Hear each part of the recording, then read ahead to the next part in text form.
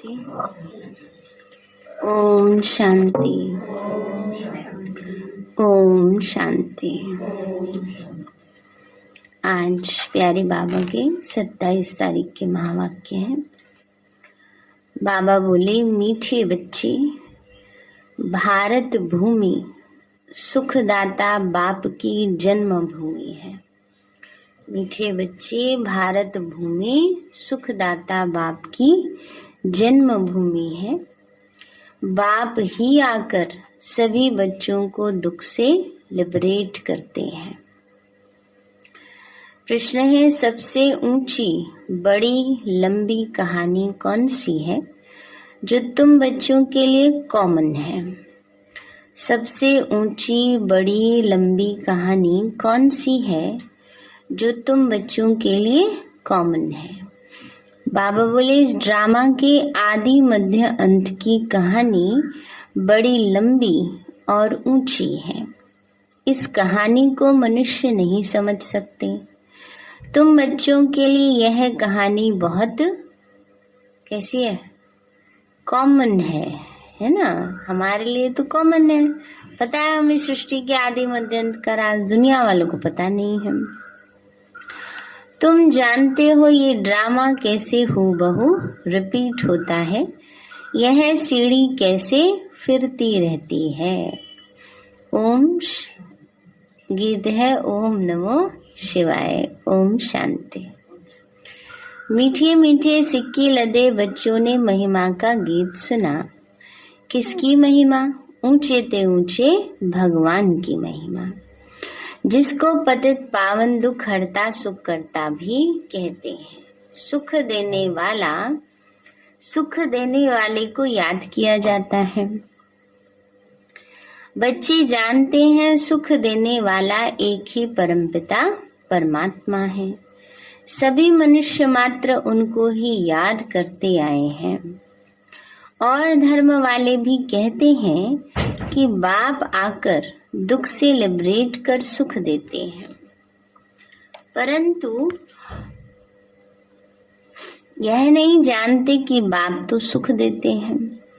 फिर दुख कौन और कब देता है, यह भी तुम बच्चे ही समझते हो।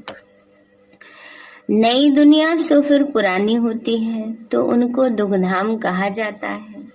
कलयुग के अंत के बाद फिर सतयुग जरूर आएगा। सृष्टि तो एक ही है। मनुष्य इस सृष्टि के चक्र को बिल्कुल ही नहीं जानते। इसलिए बाबा पूछते हैं, तुमको ऐसा बेसमझ बनाने वाला कौन? बाबा कर समझदार बनाते हैं। इसलिए बाबा पूछते हैं, बच्चे तुम्हें बेसमझ किसने बनाया? बच्चे क्या कहते हैं? बाबा रावण ने बना दिया। तो बाप तो किसी को दुख नहीं देते, बाप तो सदा सुख देते हैं। तुम जानते हो भारत सुख देने वाले का जन्म स्थान भी भारत है, तो दुख देने वाले का जन्म स्थान भी भारत ही है। रावण भी कहाँ आता है? भारत में ही।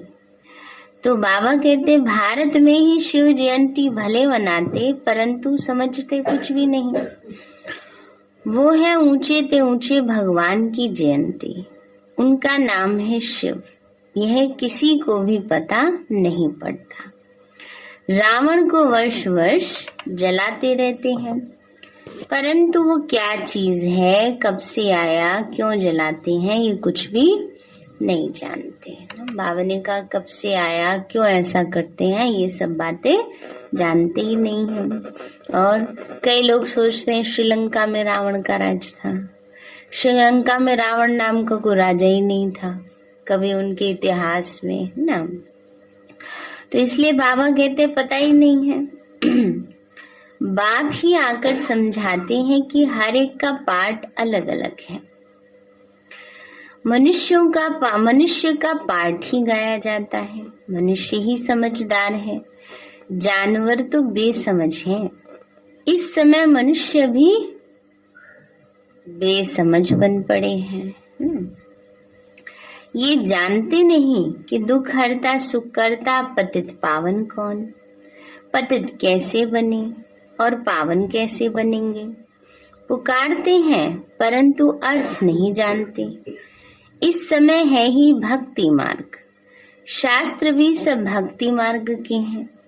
शास्त्रों में कोई सदगति का ज्ञान नहीं है। बाबा ने कहा शास्त्र भक्ति मार्ग के हैं, शास्त्र में कोई सदगति का ज्ञान नहीं है। कैसे आत्मा को गति सदगति मिले ये ज्ञान नहीं है। बस मन बुद्धि इधर उधर की बातों में, फालतू की उसमें नहीं जाए ना, तो कुछ अच्छी वो बातें उसमें लिखी होती हैं तो सोचते हैं, पढ़ते हैं तो समय एक अच्छी उसमें लग जाता है। बस कहते भी हैं ज्ञान भक्ति वैराग्य, बस इतना बुद्धि में आता है, इसका भी अर्थ नहीं जानते। ज्ञान का सागर एक ही परमपिता परमात्मा है तो जरूर उनको ही ज्ञान देना है।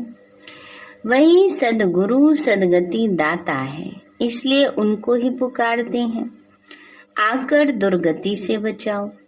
तो द्वापर में हम पहले सतो प्रधान पुजारी बनते, फिर पुनर्जन्म लेते उतरते आते।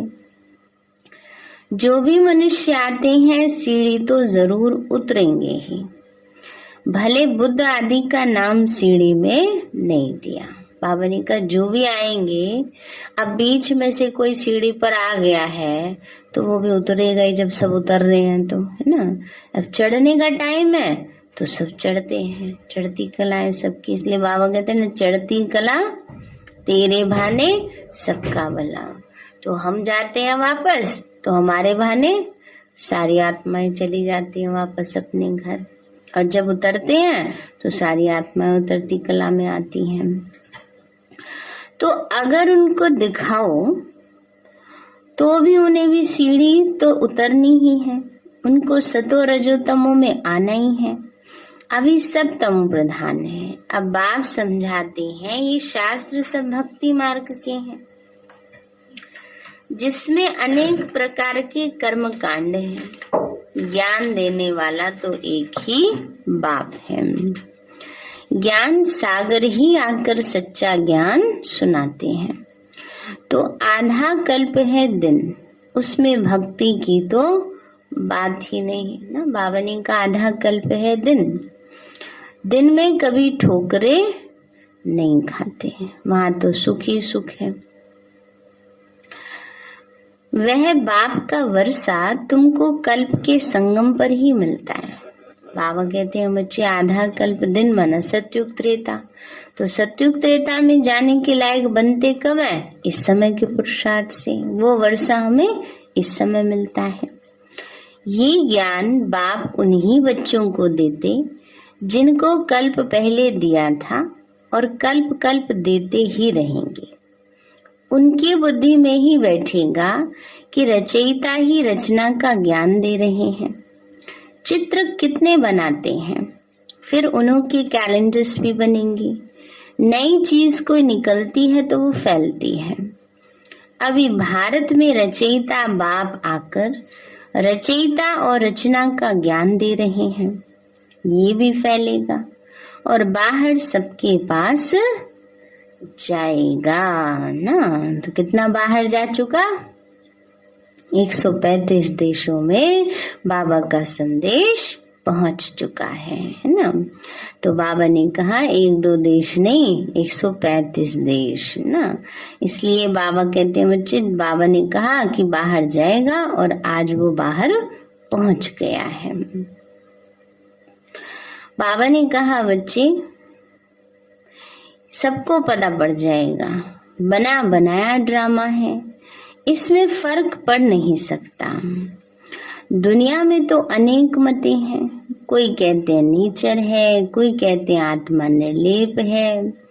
पिछाड़ी में एक बाप का ही सुनेंगे, समझेंगे बरोबर हम इस ड्रामा के एक्टर्स भी हैं। यह वैरायटी धर्मों का झाड़ है, सबकी बुद्धि का ताला खुल जाएगा। अभी ताला अभी क्या हो गया है? अभी ताला बंद हो गया है? बाबा ने आकर सबका खोल दिया है। तुम्हारे तो धर्म की बात ही अलग है। बाकी ड्रामा प्लान अनुसार वे स्वर्ग में आ नहीं सकते। हमारा धर्म स्थापक फलाने समय पर आया, क्राइस्ट कोई स्वर्ग में थोड़े ही आया। तो ये सब बातें इस झाड़ से ही बुद्धि में आएंगी, सीढ़ी से नहीं। झाड़ बड़ा अच्छा है, समझेंगे बना बनाया नाटक है। बाकी योग की बात तो तुम समझते हो। झाड़ मना कल्प वृक्ष का चित्र। हम पावन बन बाप को याद करें तो विकर्म विनाश हो। जब योग युक्त हो जाएंगे तब अपना भी पता पड़ जाएगा। रचयिता और रचना की नॉलेज आगे चलकर सब समझेंगे, अभी नहीं। ड्रामा भी बड़ा युक्ति से बना हुआ है, लड़ाई तो लगनी ही है।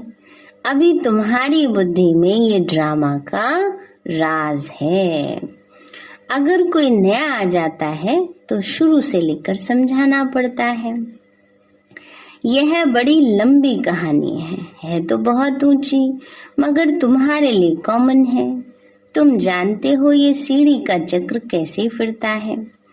बाबा कहते, मीठे बच्चे, भक्ति मार्ग में तुमने कितनी तकलीफें ली हैं। ये भी ड्रामा में नोंद है, उसमें भी किसी की गलती थोड़ा ही है, ड्रामा में फिक्स था। और रात ना आए तो दिन कैसे आए। दिन आने के लिए रात आनी जरूरी है। सुख का अनुभव होने के लिए थोड़ा दुख आना भी जरूरी होता है। इसलिए बाबा कहते हैं, बच्चे ये खेल है। बाबा हम बच्चों को समझा रहे हैं, यह सुख दुख का खेल तुम्हारे ऊपर बना हुआ है। तुम बहुत ऊंचे भी बनते हो तो नीच भी बनते हो। बाबा कहते, मीठे बच्चे, मैं इस मनुष्य सृष्टि का बीज रूप हूँ। झाड़ की सारी नॉलेज तो जरूर मेरे पास ही होगी। बड़ की झाड़ का मिसाल भी इनके ऊपर ही है। सन्यासी लोग भी मिसाल देते हैं, परंतु उनकी बुद्धि में कुछ भी नहीं है। तुम तो जानते हो कैसे आदि सनातन देवी देवता धर्म प्रायलोप हो जाता है। अभी वह फाउंडेशन तो है नहीं, बाकी सारा झाड़ खड़ा है। सभी धर्म है, बाकी एक धर्म नहीं है ना। बाबा ने कहा फाउंडेशन नहीं है, बाकी सारा झाड़ खड़ा है। कौन सा फाउंडेशन? देवी देवता धर्म का, है ना। बाकी और सभी धर्म है। तो बाबा ने कहा, बच्चे वो भी क्या है, प्रायलोप हो गया है। बड़ का झाड़ भी देखो कैसा खड़ा है, थुर है नहीं, थुर माना जड़, फिर भी झाड़ सदैव हरा भरा है। दूसरे झाड़ फाउंडेशन बिगड़ सूख जाते हैं, क्योंकि थुर बिगड़ पानी कैसे मिले, परंतु वह बड़ का झाड़ सारा ताजा खड़ा है। कैसे? उसकी जो जड़ें होती है ना, ऊपर से जो जटाएं होती हैं वो पानी लेती हैं ना, उससे उसको पोषण मिलता है। हाँ जी, अच्छा देखा है आपने? हाँ मैंने सुना बहुत बड़े एरिया में फैला हुआ है। वही बाबा कहते हैं ना, असली जड़ जो है वो तो प्रायलोप हो गई है गल गई है। तो बाबा कहते हैं, बच्चे परंतु ये बड़ का झाड़ सारा ताजा है, तो ये वंडर है। वैसे ही इस झाड़ में भी देवी देवता धर्म है नहीं। अपने को समझते ही नहीं है कि देवता धर्म के बदले हिंदू कह दिया। जब से रावण राज्य शुरू हुआ है तो देवी देवता कहलाने के लायक नहीं रहे, तो नाम बदलकर हिंदू रख दिया है। देवताओं के सिर्फ जड़ चित्र निशानी जाकर रही है, जिससे समझते हैं स्वर्ग में उन्हों का राज्य था। परंतु वह स्वर्ग कब था ये कोई जानते नहीं। सतयुग की आयु बहुत लंबी चौड़ी कर दी है। जो पास्ट हो गया वो फिर अपने समय पर ही रिपीट होगा। वही फीचर्स अभी थोड़ी हो सकते हैं, वो फिर स्वर्ग में होंगे। तो ये ज्ञान तुम ही समझते हो, बाकी वो सब भक्ति करते पतित बनते रहते। पावन दुनिया थी, तुमको बाप बैठ समझाते हैं, कहते भी हैं आप जानी जाननहार हैं। बाबा कहते हैं, मैं कोई एक एक के दिल को थोड़े ही बैठ जानूंगा। बाबा कहते हैं, मैं सारा दिन ये देखता रहूंगा कौन बच्चा क्या कर रहा है, कौन सोच रहा है, इतना समझाता हूँ फिर भी ऐसे कर रहे हैं। अब बाबा को टेंशन ना हो जाए, देखो कितना समझा रहा हूँ। देख सकता है और देखता भी है लेकिन बच्चों को इसलिए कहता है कि नहीं तो फिर बच्चा बाबा फिर क्या होगा, अच्छा बाबा ये बात बता दो है, और बच्चों को ये लगेगा। कल बाबा ने क्या कहा बाबा ने कहा ना मेरा टीवी है, तुम एक सप्ताह का अपना खेल देखो। नेमीनाथ बन के बैठ जाते हैं अमृत वेले। कौन बना आज नेमीनाथ कि नियम तो निभाना है, उठना तो जरूर है, और फिर उठ के निद्रा लोक में चले जाओ। तो बाबा कहते हैं, बच्चे कहते हैं बाबा जानी जानहार है। बाबा कहते हैं मैं थोड़ी एक एक के दिल को बैठ जानूंगा। कोई कहते हैं बाबा आप तो सब कुछ जानते हो, हम विकार में जाते ये भी आप जानते होंगे। बाबा कहते हैं मैं सारा दिन बैठ के ये जानता हूँ क्या, मैं तो आया हूँ पतितों को पावन बनाने। तुम जानते हो हम बाबा से सुख का वर्षा ले रहे हैं, बाकी सब वापस मुक्ति धाम में चले जाएंगे। कैसे जाएंगे इसमें तुम्हारा क्या जाता है, बाप ही आकर मुक्ति जीवन मुक्ति में ले जाते हैं। हिसाब किताब चुकतू कर सबको जाना है, तुमको सतो प्रधान बनना है, तुम दूसरे की बात में क्यों जाते हो। तमो प्रधान से सतो प्रधान बनाने वाला तो एक ही बाप है। भक्ति मार्ग में ज्ञान की रत्ती नहीं हो सकती। कहते हैं ज्ञान और भक्ति, पूछो ज्ञान कितना समय और भक्ति कितना समय चलती है, तो कुछ भी बता नहीं सकते। भक्ति अलग चीज है, बाप खुद ही समझाते हैं कि मैं कैसे आता हूँ, किसमें प्रवेश करता हूँ। मनुष्य भक्ति मार्ग में फंसे हुए होने के कारण मुझे मुश्किलें पहचानते हैं ना। बाबा ने कहा इतनी सारी बातों में उलझे होते हैं, फंसे होते हैं, सोचते हैं आजकल तो सब जगह ही भगवान है, ऐसे भी कह देते हैं। किसी को कहो, बाबा कहते हैं वैसे तो सीधे कहना ही नहीं चाहिए कि भगवान आया है ना। अगर समझो किसी को कह भी देते हैं तो कहते हैं ऐसे तो बहुत सारे भगवान हैं, और रियलिटी भी है, द्वंद का उनका कारण भी है कि आजकल जो भी गुरु गुसाई आदि निकले हैं वो सब अपने आप को भगवान बनवाने लगते हैं, तो इसलिए कंफ्यूजन भी हो जाता है। तो इसलिए बाबा कहते हैं कि बच्चे पहचानते नहीं, इसीलिए तुम शिव शंकर के चित्र पर समझाते हो। वह दोनों को एक कर देते हैं, वह सूक्ष्म वतन वासी, वह परम धाम के वासी। दोनों के स्थान अलग अलग हैं, फिर एक नाम कैसे रख सकते हैं।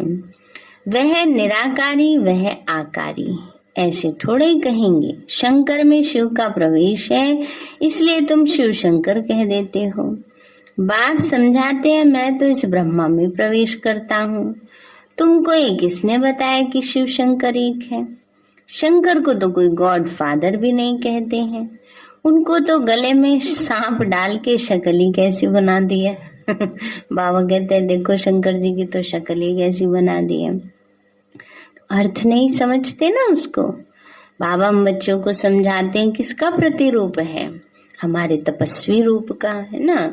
तो जो तपस्या करते हैं तो 5 विकारों को अपने कंट्रोल में कर लेते हैं। सर्प क्या है, 5 विकार हैं। जब तपस्या अच्छी चरम सीमा वाली होती है तो विकारों पर जीत पा लेते हैं। तो इसलिए बाबा कहते हैं उन्होंने फिर स्थूल सांप दिखा दिए हैं, सांप में जहर होता है ना, तो इसीलिए बाबा कहते हैं बच्चे विकार क्या है ना, सबको दुख देने वाले हैं।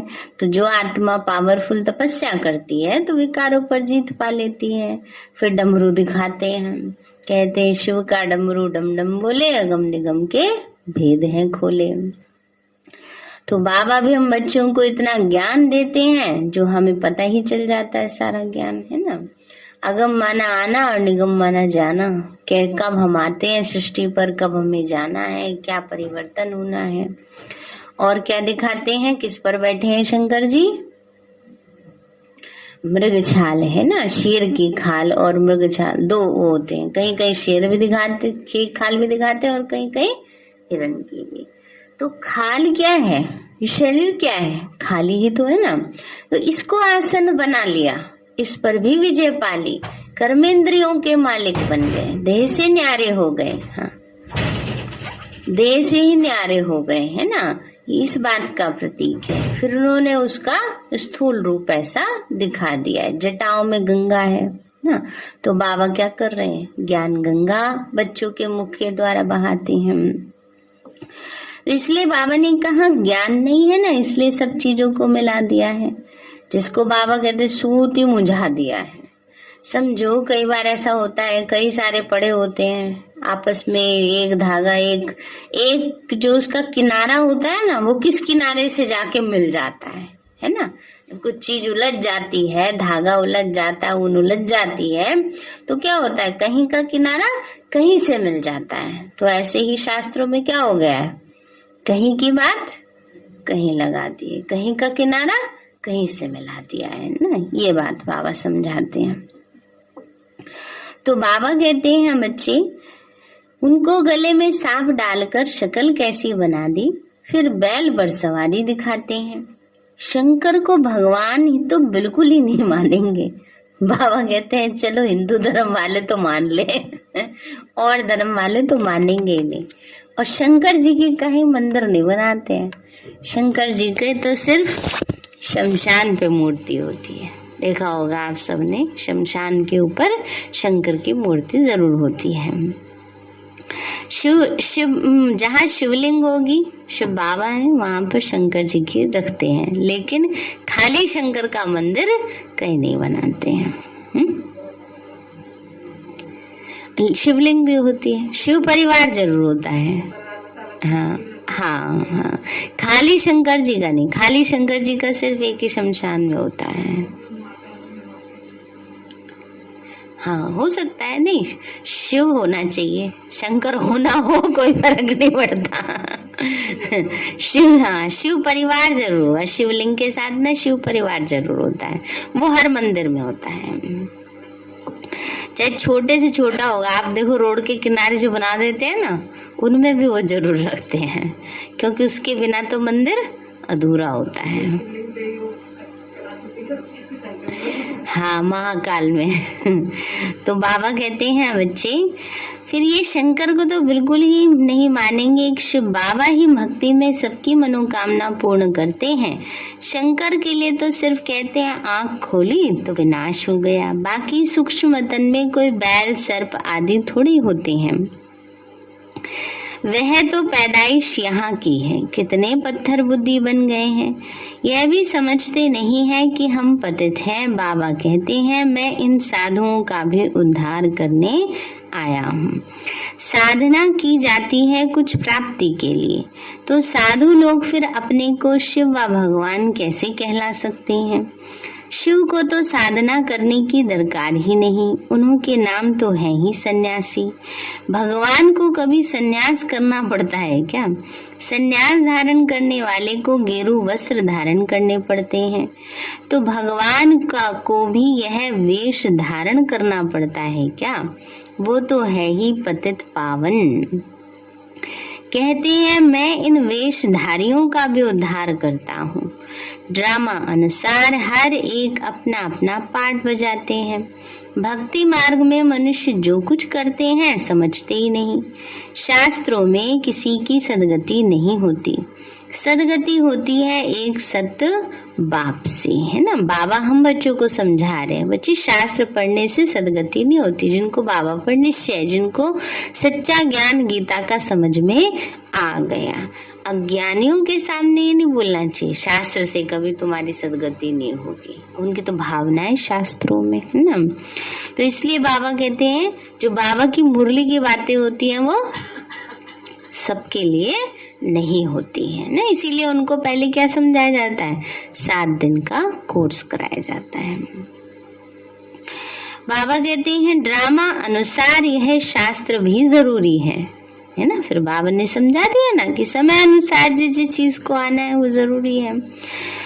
तो बाबा ने कहा बच्चे समझते नहीं गीता में क्या क्या लिखा हुआ है, गीता किसने सुनाई वह भी कोई जानते नहीं। तुमको मुख्य जोर देना है गीता पर। गीता ही सर्वशास्त्रमय शिरोमणि है। अभी यह धर्म शास्त्र किसने और कब रचा और इससे क्या हुआ, ये कुछ भी नहीं जानते। गीता में भी जो कुछ लिखते आए हो वो फिर रिपीट होता है, तो हम उनको अच्छा व बुरा नहीं कहते हैं, परंतु समझते हैं यह सब भक्ति मार्ग की सामग्री है जिससे मनुष्य उतरते जाते हैं। 84 जन्म पूरे लेते लेते उतरती कला में तो आना ही है। तो जब सब अपना अपना पार्ट बजाने आ जाते हैं तब अंत में बाप आते हैं सबको ले जाने। इसलिए उनको कहा जाता है पतित पावन सर्व का सद्गति दाता। तो वह जब आते हैं तो ही आकर के रचयिता और रचना के आदि मध्य अंत का ज्ञान सुनाते हैं। अब बाप बैठ पढ़ाते हैं। यह भी माया घड़ी घड़ी भुला देती है, नहीं तो भगवान हमको पढ़ाकर विश्व का मालिक बनाते तो कितनी खुशी होनी चाहिए ना। पावनी का भगवान पढ़ाकर विश्व का मालिक बना रहे हैं, कम बात है क्या। सतयुग में तो ये ज्ञान नहीं होगा, फिर भक्ति मार्ग में वही भक्ति के शास्त्र होंगे। 2500 वर्ष यह पाठ बजाना ही है। यह चक्र का ज्ञान तुम्हारी बुद्धि में है। वो लोग न पतित पावन को जानते, न पावन से पतित कौन बनाते जानते हैं। सिर्फ खिलौने बना के खेलते रहते हैं। खिलौने बना के खेलना माना बस बना लेते हैं मूर्तियां, पूजा पाठ करते हैं और फिर जाके विसर्जन कराते हैं ना। समझते कुछ नहीं। तुमको कहेंगे तुम भी भारतवासी हो, तुम फिर कैसे कहते हो कि भारतवासी कुछ नहीं समझते, बेसमझ हैं। तुम बोलो यह बेहद का बाप कहते हैं वही नॉलेज दे रहे हैं। हम उनके द्वारा समझदार बने हैं। प्रदर्शनी में बहुत लोग आते हैं, कहते हैं ज्ञान बहुत अच्छा है, बाहर गए खलास, क्योंकि ये सब है रावण के मुरीद। अब तुम बने हो राम के मुरीद। तुम बच्चों की बुद्धि में है, हमको रचयिता बाप समझा रहे हैं, पतित से पावन बना रहे हैं। बाप हमारा कल्याण करते हैं, हमको फिर औरों का कल्याण करना है। जितना बहुतों का कल्याण करेंगे तो ऊंचा पद पाएंगे। ये है रूहानी सेवा। रूहों को ही समझाना होता है। समझती भी रूह है, मना आत्मा है। आधा कल्प तुम देह अभिमानी बनते हो। देही अभिमानी बनने से आधा कल्प सुख और देह अभिमानी बनने से आधा कल्प दुख मिलता है। कितना फर्क है। तुम जब विश्व के मालिक थे तो और कोई धर्म नहीं था। बाबा कहते हैं अभी तो कितने मनुष्य हैं, अभी तुम हो संगम पर ना। बावनी का और कोई धर्म ही नहीं था, अभी तो कितने मनुष्य हैं, अभी कहाँ है हम सब, संगम पर हैं। अच्छा मीठे मीठे सिक्के लदे बच्चों प्रति माता पिता याद प्यार और गुड मॉर्निंग। रूहानी बाप की रूहानी बच्चों को नमस्ते। रूहानी हम बच्चों की रूहानी माता पिता बाप दादा को नमस्ते नमस्ते नमस्ते बाबा नमस्ते। धारणा के लिए मुख्य सार है याद के बल से सब हिसाब किताब चुकतो कर, सतो प्रधान बन वापस घर चलना है। दूसरी किसी भी बातों में नहीं जाना है। बावनी का और व्यर्थ की बातों में नहीं जाना है। दूसरा है भगवान हमको पढ़ाकर विश्व का मालिक बनाते हैं, इसी खुशी में रहना है। रूहानी सेवा करनी है। वरदान दिया बाबा ने, साधारणता द्वारा महानता को प्रसिद्ध करने वाले सिंपल और सैंपल भाव।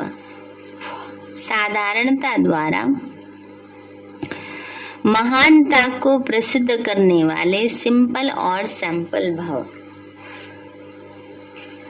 बाबा बोले जैसे कोई सिंपल चीज अगर स्वच्छ होती है तो अपनी तरफ आकर्षित जरूर करती है। कहते ना सिंपल सोबर अच्छी है बड़ी ना। ऐसे मनसा में के संकल्पों में, संबंध में, व्यवहार में, रहन सहन में जो सिंपल और स्वच्छ रहते हैं वो सैंपल बन सर्व को अपनी तरफ स्वतः ही आकर्षित करते हैं।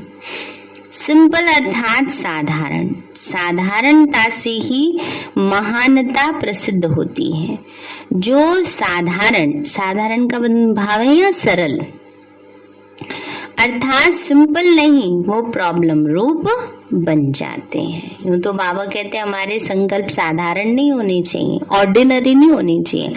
ऑर्डिनरी में ना आम, वो साधारणता नहीं। यहाँ बाबा का साधारणता का मतलब है जिसमें विशेषताएं समाई है ना, सरलता, जिसमें गुण समाये हैं।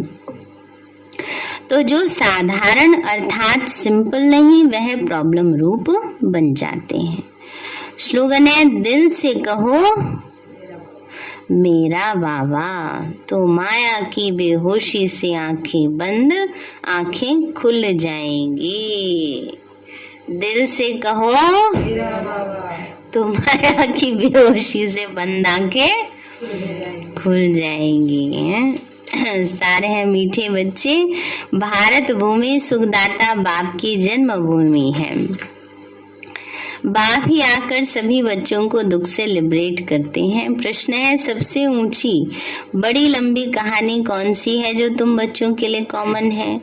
बाबा बोले इस ड्रामा के आदि मध्य अंत की कहानी बड़ी लंबी और ऊंची है। इस कहानी को मनुष्य नहीं समझ सकते। तुम बच्चों के लिए ये कहानी बहुत कॉमन है। तुम जानते हो ये ड्रामा कैसे हूबहू रिपीट होता है, ये सीढ़ी कैसे फिरती रहती है। गीत है ओम नमो शिवाय। अच्छा, ओम शांति। बार को याद रखें, नए साल पर प्यारे बाबा के घर में ब्रह्मा भोजन है और जगरू भाई जी का क्लास है। 11 बजे का टाइम है। 11:30 बजे पहली मुरली हो जाएगी, 12 बजे से उनकी क्लास होगी। ठीक है, मीठे